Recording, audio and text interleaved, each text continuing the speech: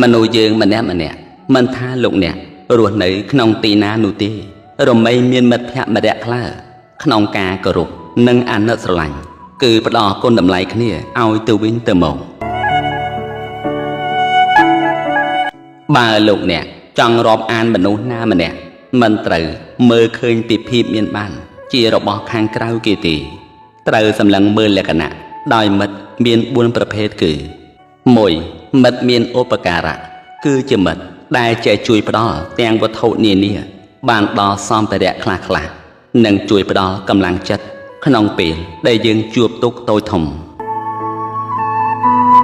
2. មិត្តរួមសុខទុក្ខគឺជាមិត្តដ៏ល្អកម្ររកបាន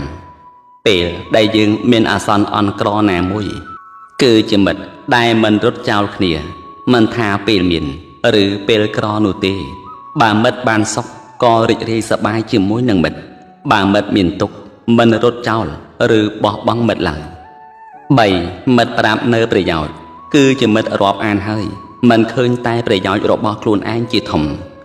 រមែងប្រាថ្នាដើម្បីសេចក្តីសុខដល់មិត្តរបស់ខ្លួនមិត្តនោះចេះខំប្រឹងប្រែងរកហេតុផល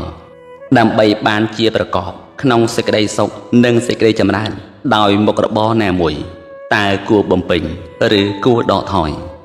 ជាមិត្តមិនចេះព្យាបាទគ្នាច្រណែនគ្នាមិនឃើញទោសគ្នា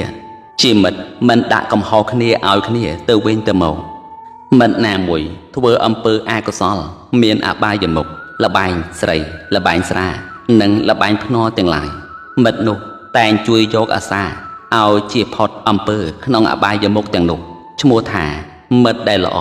ជាមិត្តដែលប្រព្រឹត្តនៅក្នុងប្រយោជន៍របស់ខ្លួននិងប្រយោជន៍មិត្តមិនឲ្យបាត់បង់ឲ្យស្ថិតនៅក្នុងអំពើល្អជានិច្ចមនុស្សនោះឈ្មោះថាមិត្តនេះគិតប្រយោជន៍នៅក្នុងខ្លួនឯងផងនិងគិតប្រយោជន៍របស់មិត្តផង 4. មិត្តចេះឈឺឆ្អាលគឺជាមិត្តដែលមានគុណតម្លៃខ្ពស់ជាមិត្តដែលរួមសុខរួមទុក្ខមិត្តដែលជួយរក្សាការពារយើងមិនឲ្យមានបុគ្គលណាមួយមើលងាយមិត្តរបស់ខ្លួនឡើយគឺជាមិត្តមិនចេះនិយាយដើមអាក្រក់ពីមិត្តរបស់ខ្លួនបើមានរឿងអ្វីមិនល្អកើតឡើងដល់មិត្តរបស់ខ្លួនគឺមិនរត់ចោលមិត្តឡើយក្នុងបណ្ដាមិត្តដែលអ្នករាប់អានបើចង់រាប់អានអ្នកណាម្នាក់ត្រូវមើលលក្ខណៈ4យ៉ាងនេះឲ្យត្រឹមត្រូវហើយរាប់អានទៅមិនខុសបំណងទេ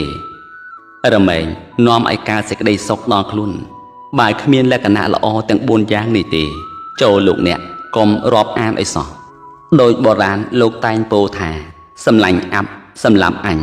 គឺជាពាក្យពិតដែលចេញពីសច្ចៈបេះដូងរបស់អ្នកដែលស្រឡាញ់យើង